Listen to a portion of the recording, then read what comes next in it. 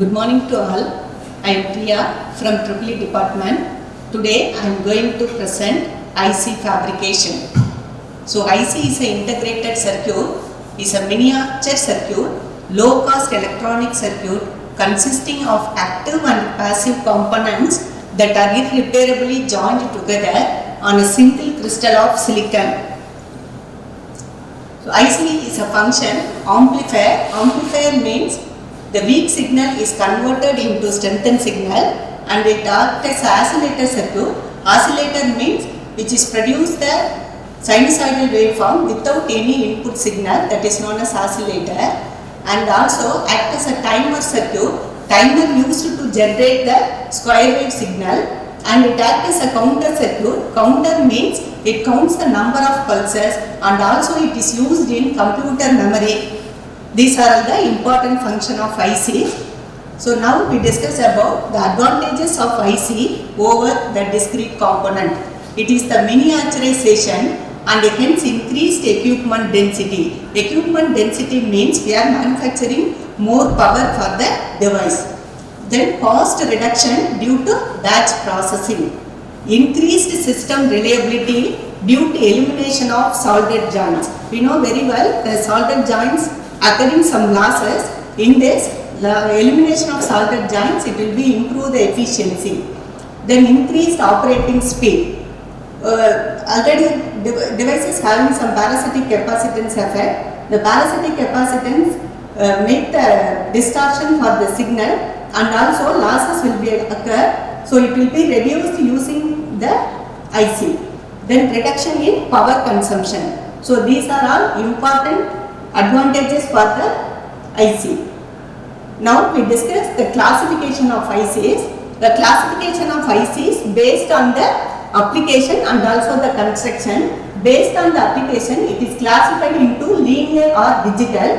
The linear circuit means the output followed by the input signal. It is very useful in audio frequency and radio frequency amplifiers. Mostly the operational amplifier IC741 is a common device for these applications. According to the construction, there are classified into two types. One is the monolithic IC, another one is the hybrid IC. Now we discuss what is monolithic IC. Monolithic IC contains active and passive components that are manufactured into or top of a single chip of silicon. It is known as the monolithic IC. Then we discuss hybrid IC. Hybrid circuit, separate component parts are attached to a ceramic substrate and interconnected by means of a metallization or wire band. So these are the classification of IC. Now we discuss steps involved in IC fabrication. So 9 steps involved in the IC fabrication. One is the silicon wafer preparation. Second one epitaxial growth. Third one is oxidation. Fourth one is photolithography, diffusion, ion implantation, isolation technique, metallization, assembly processing and packaging. These are the steps involved in IC fabrication. Now we discuss the first step, how to make silicon wafer preparation.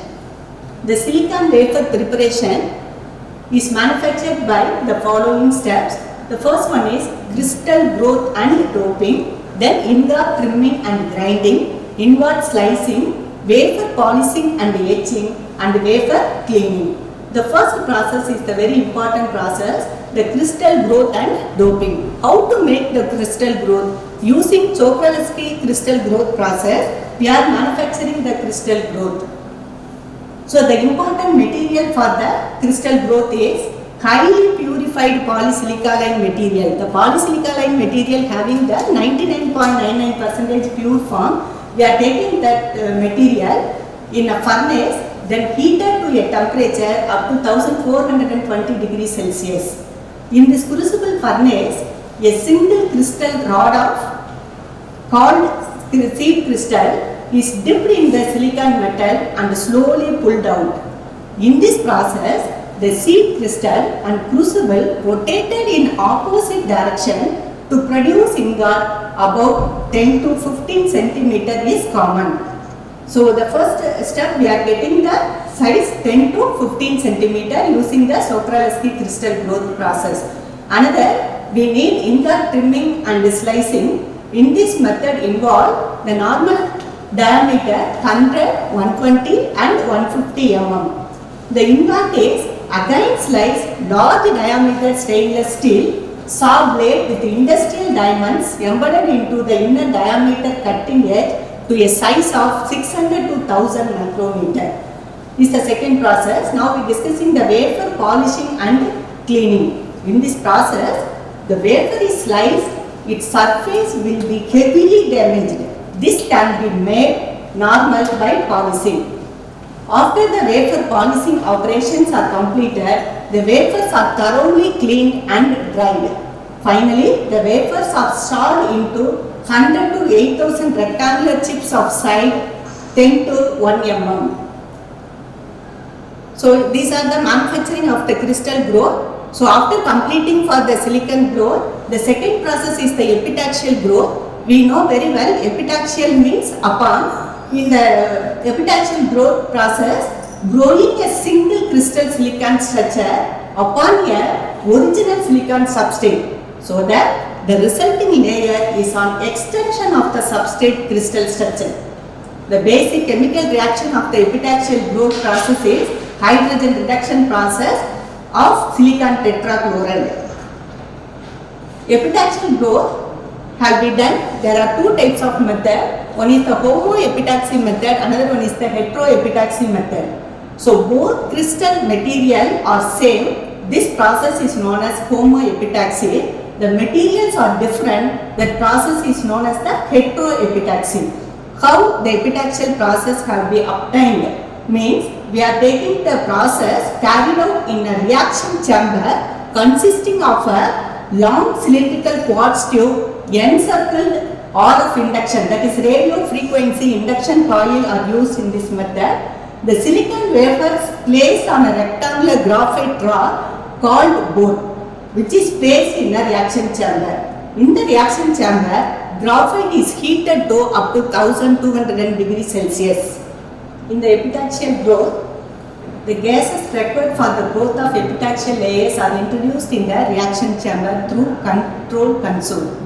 So these are the reaction chamber for the epitaxial growth. So the next process is the oxidation process.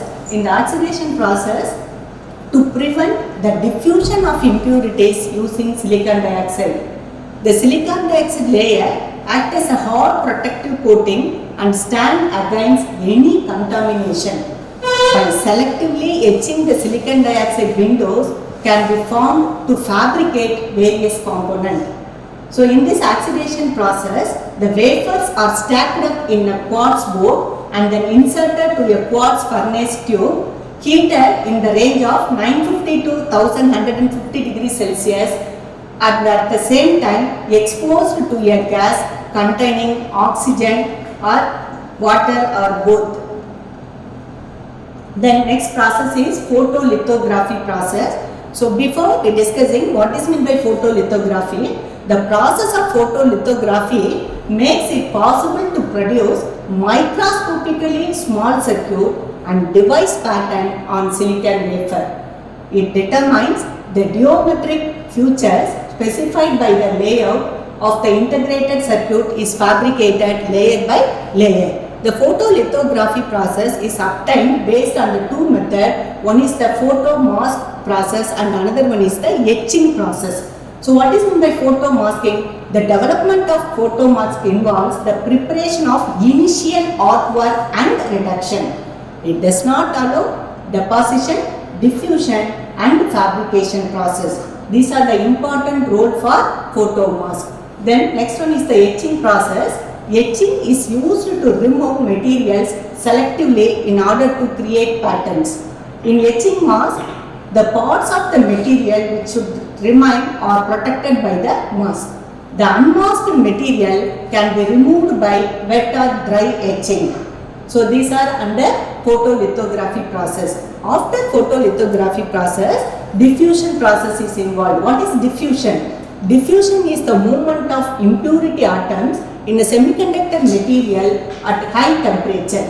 Here, the quartz ore containing cleaned vapor is pushed into a hot zone at the temperature of 1000 degrees Celsius. A carrier gas like oxygen, nitrogen is used to sweep impurity to high temperature zone. The depth of the diffusion depends on the time of diffusion. Diffusion takes place both laterally and vertically. The next process is the ion implantation process. So while we introducing the ion implantation process, some drawback overcome by the previous process. So this process is an alternative diffusion process. In this process, high beam of high energy dopant ions are accelerated and allowed to penetrate the silicon wafer. The depth of penetration of ion increases with increasing accelerating voltage. So the main advantage is that process takes place at low temperature which prevent lateral spreading diffused regions. So this is the skeleton for the ion implantation. Then isolation technique is a very important technique. We are manufacturing the IC, the isolation, we should provide the isolation. Why we should provide the isolation between different components and interconnection? That is, any short circuit obtained, the device will be damaged. So prevent this, we are introducing the isolation techniques. There are two types of isolation. One is the PN junction isolation. Another one is the dielectric isolation. So what is PN junction isolation? In this P-type impurities are diffused into N-type epitaxial. In dielectric isolation, a layer of dielectric such as silicon dioxide or ruby material surrounding each component, thereby producing isolation both electrical and physical. So these are the isolation technique used in the IC. The next process is metallization process. The process of producing thin film layer that will serve to make interconnection of the various components on the chip is called metallization. The metallization process towards the end of the fabrication process involves deposition of a thin layer of aluminum over the whole of the wafer and then the use of photolithography to define the interconnect pattern.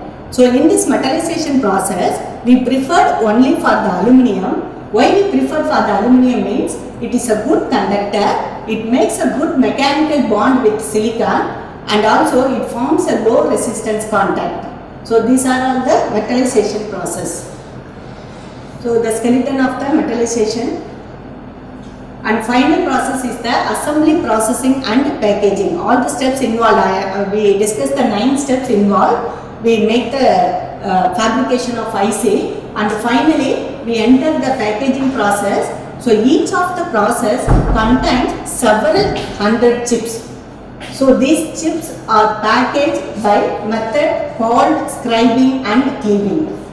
This method of diamond tipped tool to cut lines along the rectangular grid separating the individual chips.